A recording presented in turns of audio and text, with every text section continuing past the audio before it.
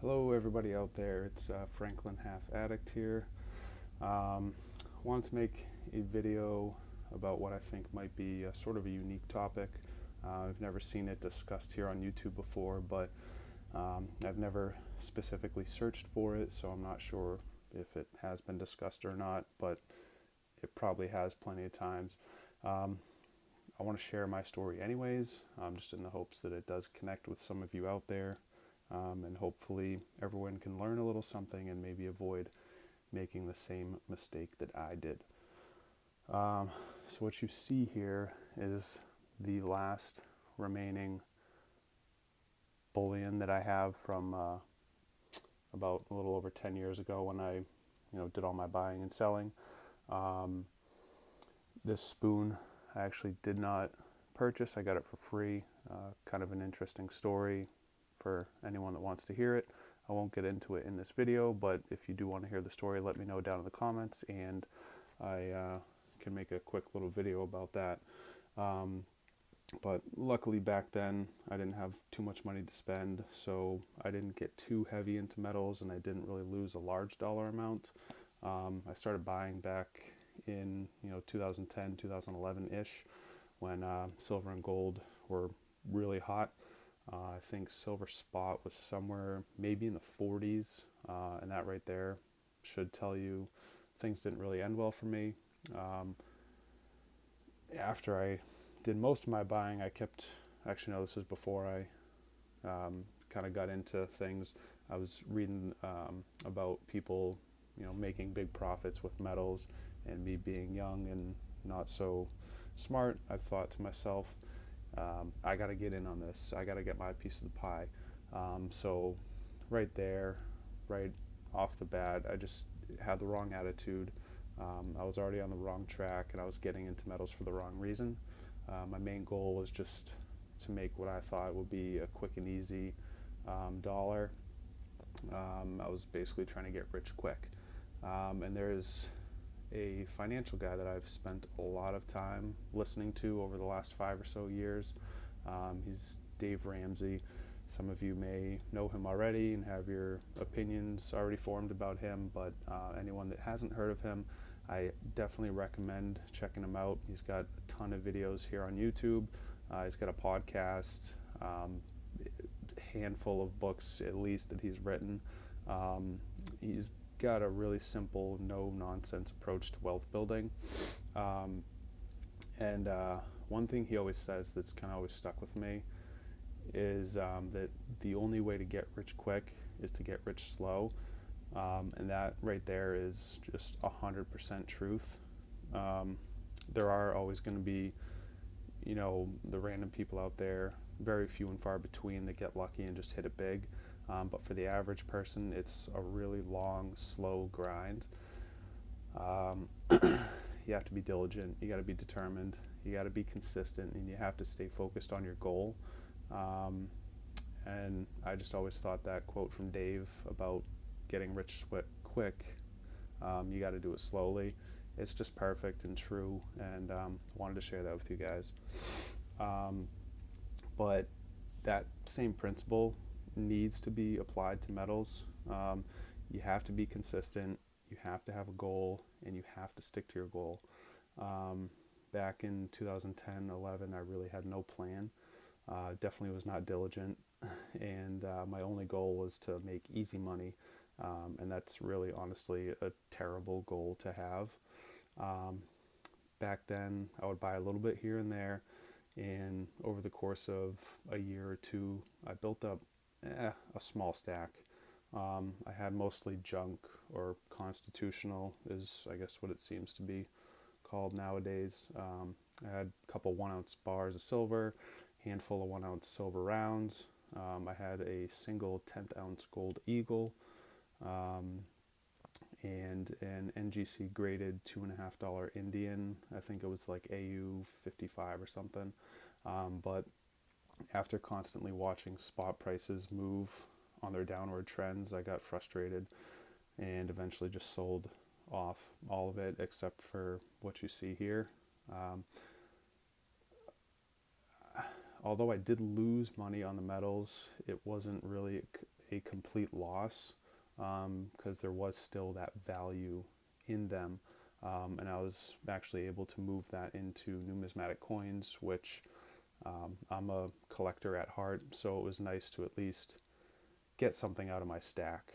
I don't remember the coins I bought, and honestly, I've probably sold them since then, but um, you know, I got some enjoyment out of buying and selling coins, which is kind of a passion for me. Anyways, I think the moral of my story is to just don't expect to make quick or easy money in metals. You have to have a reason why you're stacking. I've been watching like the crap out of silver stacking videos on YouTube lately, and it's reignited the stacking fire in me. There's one specific video that really stuck out to me. That was from Savage Stacker. I'm sure literally anyone that watches this video has probably heard of him. And it was something in that video. He explained why he stacks that kind of just resonated with me. I don't remember word for word what he said, but essentially it was a way for him to provide for his family. It was something he could fall back on if he ever needed it. And that really kind of got me thinking about really starting a stack of my own. So that what he said kind of bounced around in my head for a few days, and I kept thinking about it over and over and over again. So finally I sat down with my wife and kind of talked to her about it, and luckily she was on board, and we decided that adding some silver and gold to our savings would be a good thing for us. There were several reasons why we decided to start saving in metals.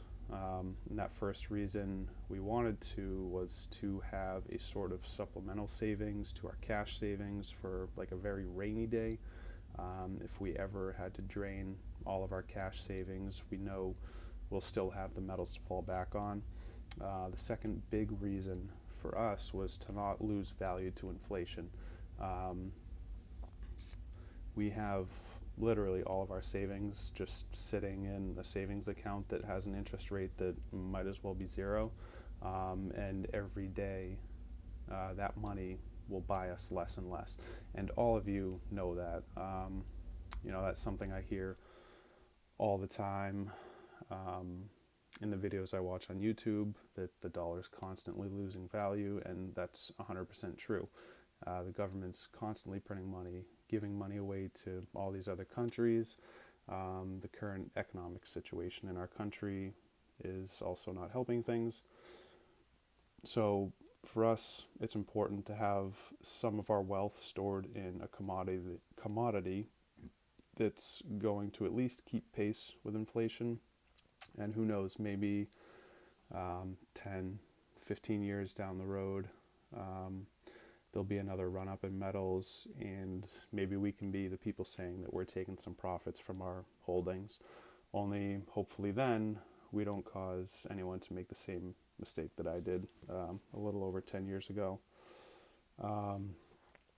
So I'll just show these two coins off real quick. The last two I have, really no idea what this is other than an ounce of silver and something Chinese maybe.